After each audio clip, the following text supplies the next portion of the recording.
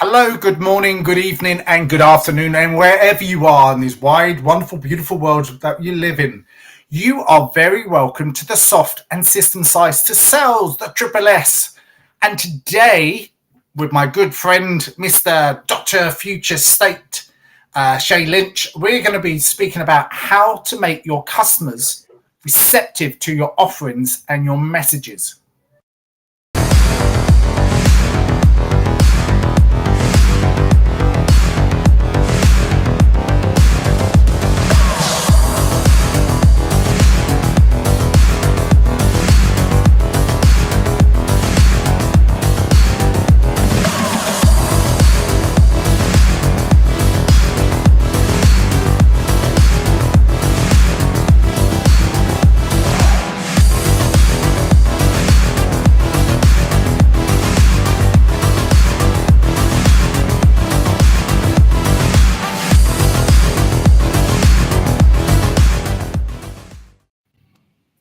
Well, thank you. That was a wonderful introduction there. And we are speaking about how to make your customers receptive to your offering and messages. So, look, we're both highly experienced. We've both been working for a good number of years. And like sales changes all the time, people changes all the time, technology changes all the time. But that common connection between two people doesn't change. That's never changed. And how can we be unique? How can we be different? How can we be more receptive to our clients just so we stand out in front of them and they could be more receptive so we can be at the top of the tree, meaning we are the trusted advisor. And what does a trusted advisor mean? A trusted advisor means that they do trust you. They will come to you if there's any challenges. They will come to you if they have any problems. But that takes a lot of work to get up to that very top state, that very top of the tree. But what is the work and effort that you do and the incremental steps along there? So, Shay, let's have a look at that. What do you think? Well, here's the thing, Jason. I always like to talk about these things through my own experiences and the problems and the barriers that I was receiving when I started to do my sales work for my first company. And what I learned very early on, Jason, people are not receptive. It doesn't matter how amazing your service or product is, they're not receptive. I always seen it like they have this barrier up around them, right? And your goal is to break through that barrier. So it's not a barrier, it's a hurdle to get over. But the problem is, Jason, nobody likes being sold to. They don't care about your sales message. They don't care about you. The only thing they care about is what you can do for them. So what do you think the first step should be? It's not about you selling.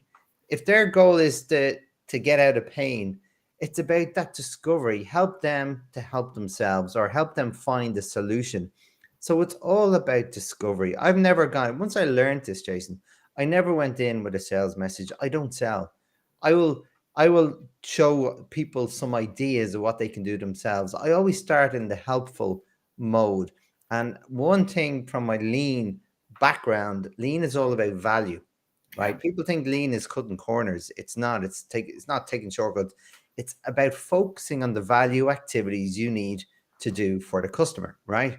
So I took it back a peg and said, well, how can I add value before the sale? Forget about me, my goals and wants in the sales funnel process.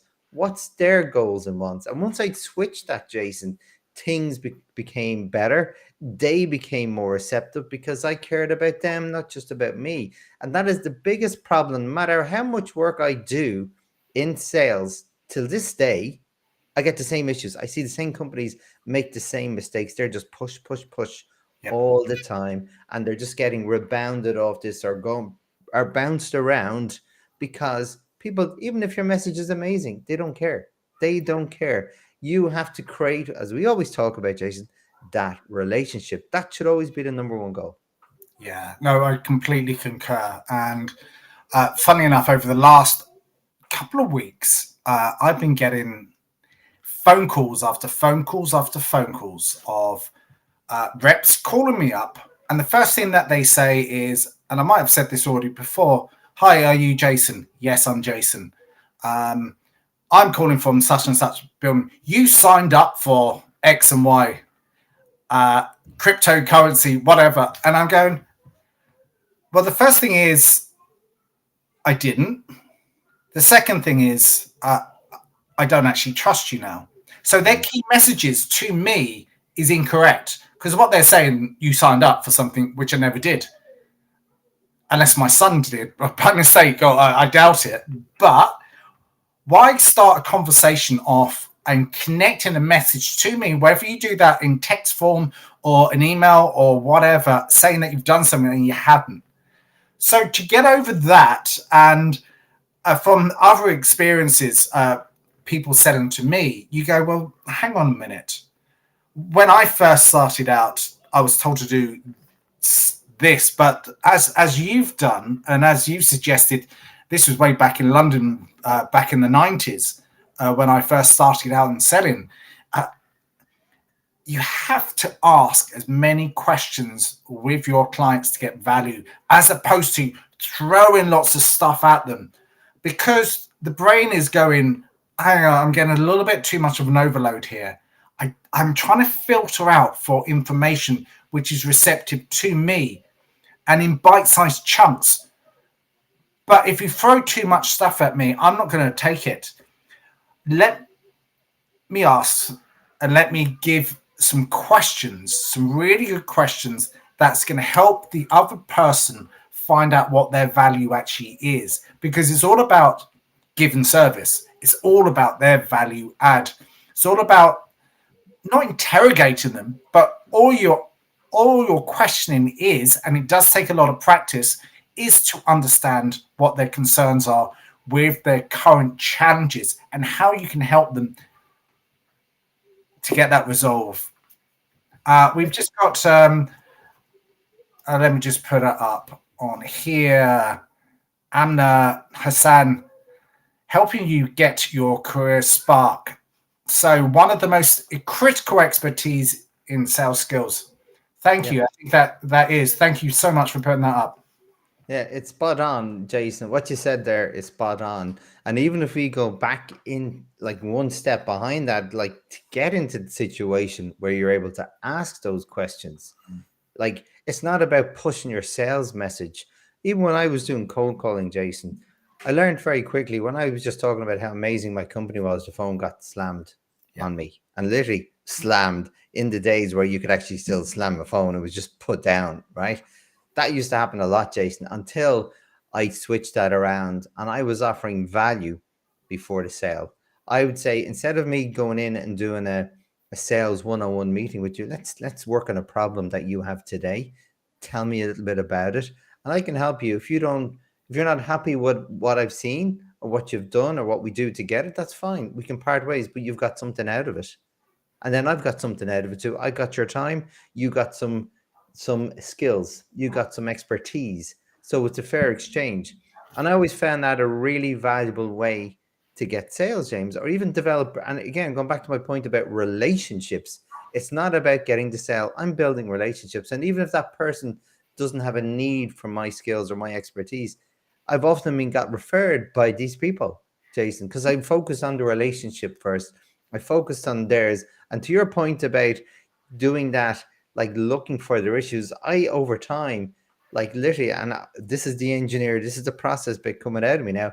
I literally had this 1-page Excel sheet of a list of questions I would ask. And I wouldn't leave that conversation until I had those questions answered. That means I can walk away knowing I've got all the details I need to do. And then I'd go back the next day or two just to confirm, is this correct? I'd write what I took from the conversation. Is this correct? And then after that discovery process, we'd go to the next stage if they were interested. But the whole way through, Jason, it's value for them and discovery to solve their problems. It was not about my needs or wants. What I get out of this is when I get a sale with the person, that's the consequence. Me getting like a job is a consequence of me solving their problems. It's not the goal. My want are not the goal. It's a consequence of looking after the customers. Yeah. It's to show them that you're professional. That's the number one thing. Is you go to a doctor and they ask you loads of questions about to examine you, like by asking what the challenge actually is with you. They're not looking for a result there and then. They're not looking to push you down. They're looking at different avenues to solve the challenge that you actually have, so you can make yourself feel better. And that's exactly what we do as professionals. It's to gain their trust that we are Yeah. credible, that we know our stuff. But in order for us to gain all of that trust, credibility, likability, and all of that sort of stuff, we have to evaluate them and understand their business as a whole. Obviously, there's lots of stuff we do before we speak to the client, before we do everything else. Yeah. The key thing is to ask lots of questions and use our active listening skills, our literal listening skills, to really identify exactly what's being said, and so we can actually understand and clarify. The core thing is for us, business professionals, sales professionals, or whatever it might be, is to be as curious as possible and just to understand the whole picture, not just the one small part of it. And that's really how customers can be a lot more receptive to what you're offering and how you can message them better. And let's talk about messaging people better, because this is all about the conversation that we have today. Yeah. But here's the thing about messaging, Jason. Do you know what, for asynchronous communication in sales, do you know what the response rate is for emails? If you send an email, like an email campaign or through LinkedIn or whatever, a message, 3% is the response rate. Very low. If it's actually, now, if you go to phone a company, right, synchronous, it's even worse. It's 0.3% receptiveness, right, in terms of response rate. So that tells me, Jason, the percentages tell me is that the people who do this are going with the wrong message. If you want to improve your receptiveness or your response rate, is you need to turn things on their head and focus on the client issues. That's the only way you're going to break down their barriers. As I said, Jason, no matter how good your message is, no matter how good your product or service is, you're forgetting the first key point of the whole process is to create that relationships with your prospect. Forget about it. We're human people. And I always look back again when I was working with my dad. My dad was a jeweler, as I've told you before. And my dad was a really nice guy. And I always he had a business partner. The business partner was the greedy salesperson, I used to say. He'd sell sand to the Arabs. He'd sell jewelry to people who didn't need anything, but he'd never get that client back again. My dad, when people walked into the shop, he's just started having conversation. He never asked them, "How can I help you?" He talk about the weather. He go, or something topical, whatever's news. He started a conversation, Jason, and he's naturally a soft tone by nature. That invites people in to want to open conversation with you. Does it work all the time? Absolutely not. But it's the only way you have an absolute chance to create a relationship. And if you think of the cycle of retail sales, especially jewelry, it's a short window, Jason. But it's the same skills that apply, that you have to create that environment that people are open to want to share information with you. And you won't by doing that by giving them a fancy sales message in an email or on a call, because you're missing the first goal. Focus on relationship first. Yeah, completely concur with that. And there's lots of different avenues that you can do with that. And I think you have to be a little bit more creative nowadays. I remember a few years ago, we did a campaign, and I think I might have suggested this before, but I was working alongside a marketing agency. And what we did is we did an MG box, and we were focusing on bigger clients, Wowie as an example. And we sent it out to a flurry of other clients, and then we just phoned them back up. So the cold call turned into a warm call. We had their names, we had their addresses, we knew who they were, and we targeted them correctly. probably about 90% of the time. And the receptiveness of that, they got a Broca, they got something else. It wasn't that overly expensive, but we targeted it in a way because that was the vertical that we were looking at. And this is to do with the messaging. Like let's think about another way that we can connect with a human touch, that they actually received something tangible in the post, and it was in a lovely box and everything else. And we won a significant client out of that. But it took a little bit of time, and but it paid dividends off it, and that made people remember. And that's all about messaging in a unique, creative way. Another way that I've done it before is to make you stick out, and it is making you offer and making you be different. So I used to do colored cards, orange cards, because everyone gets. I don't think anyone sends anything anymore. And it's not really a brochure I'm thinking of, but being creative around sending something through to people by post and not by a brown or white envelope. I'm talking about a big, bright colored, Mhm. and then put some interesting things in there. I know it's been done, but it's all marketing. But it's just a unique way to get in front of them, and then it's a conversation point as opposed to I'm selling to you. They've already know about what we do, but I'm just thinking about a different perspective, because people like people that they like and trust, but they also like something that's going to make you stand out. Then they can do your research on LinkedIn and find out a little bit more on your website and all that other stuff. But that connection, that human connection, that likability, that trust is so imperative. But they're all basic human skills, Jason, right?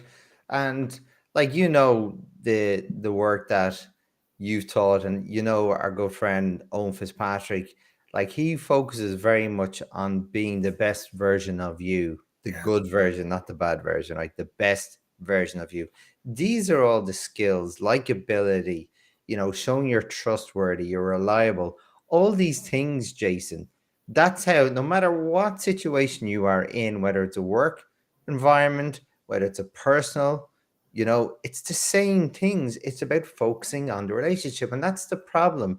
The world has gone very fast, Jason. You've less and less time to get people's attention. Yeah. And they don't care about your sales message. They don't really care. How many email marketing messages you get in your inbox every single day, right? I have, and I'm missing now. I know for sure, because I don't look at any of them, I'm probably missing some really ones that should resonate with me, but I'm not giving them the time of day, Jason, because there's so much clutter. They're coming in from everywhere. Yeah. But if I got one with a really good subject line, I always look for the subject line, Jason, the words that are there, because that is your only opportunity. It doesn't care how much the body or how great the body of your email is. The few words there will then tell me. That's all I do. I scan through. If it's not a good subject line, I don't open it. But it's the same. I'm using that as an example. But if you're talking about doing one-to-one business coaching or something like that, B2B, you have even less time, Jason. People are so busy. Like the world, in this new world with remote working, always in meetings, people don't have time. No, Your opportunity in terms of time to get people's attention is getting less and less all the time. So you have to be really focused on them, very snappy, show them you care, show them you want to help them in their situation. And your example that you showed there that you won the project is fantastic. The similar one I did a number, like this is going back many years. I sent 3 DL, like fancy, not envelopes, but it was just a card, mm, right, with a message to an operations director in a company saying, I know your market pains, and went through them, put 5 bullet points. I know your business pains. And I sent another one the next week. I know your business pains, put them in. And then the third one, I know your pains. And then they were calling me, Jason. I wasn't calling them. And I was doing that to a very small cohort of companies. And that worked for me because I created an environment where they'll call me. They invite me in, Jason. Again, from a sales psychological perspective, they're inviting you in. it's a very different. They're interested. They want to learn more. Conversation when that happens, It's a when they different conversation, in, right? as opposed to you going in after a cold call or a bit of networking or whatever it might be. Yes, you're absolutely right. Yeah, it's brilliant. And that's and I learned these tactics, Jason, and strategies because I hate selling. It actually goes against everything inside me to sell anything. I want to help. So I've learned then how can I use my helping mindset for sales? And that is by looking after them. Never once have I gone in thinking, what can I get out of this, Jason? Because it just doesn't work. I think it's the same old thing. If you have it in mind, I want to sell, it goes negative against you in your head because Yeah. you have that desperation around you. You have that neediness that I need to get that sell, as opposed to reframing it and saying, how many more people can I help today? How many more people can I give value for today? Because inside your head, you're automatically saying, as opposed to going, oh, like as being self-employed for many years, you want to go, money, money, money, money. Okay, it's good to have the money, but before you get the money, you have to help someone, and before you have to help someone, you have to give value, and they have to see the value. Yeah. Have that in your head, as opposed, and I know salespeople do have. They want to go after the money, and they smell the money, and yet you have to be resilient, and you have to go out there and knock on doors. You have to be the ones that are resilient. But they're not pushy. They are here to give. We are here as people, as professionals, again, as we've already suggested, is to give the most value possible. And how can we get in front of more people with our messaging as possible? And as I said, we're inundated. I'm inundated daily by people via LinkedIn giving me, I can increase your sales ratio by, I can give you more clients per month. And I see their subject line, their title on LinkedIn, and I go, oh, no chance. I don't like that. That all that's telling me is it's in for them. It's not in for any others. I remember a few years back, this guy, he got through to me, and we had this conversation. And all the conversation was, he was trying to sell to me. All the conversation was about him. We want to make sure that our company is successful. I want to make sure that we grow. And I was going, well, I said to him at the end of it, I'm not going to do anything with you because it doesn't seem like there's anything for me. You're not giving any value to me. You want me to be as a partnership. So when I go out and I work with my clients, giving them value, you want me to go in and sell your stuff as well? I don't see it. I don't get it. I don't see it because there's no value for me if I'm trying to sell your stuff at the same time as I'm trying to help my clients. I don't want that relationship to muster my clients because of how you approach me in the first place. So every now and again, someone breaks through and I go, that's a eureka. I think that's incredible from what you've said. So only happens every now and again. Look, Shay, I think we've reached our 20 minutes live, and I'm glad we're back after a little break, and we're so looking forward to moving forward.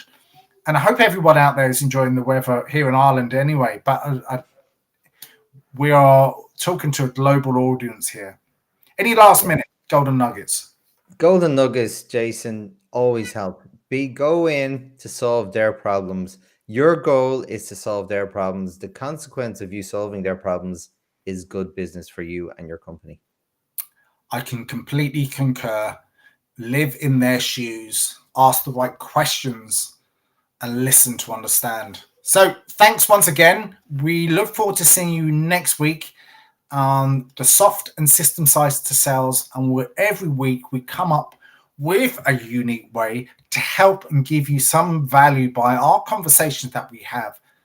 Take care now.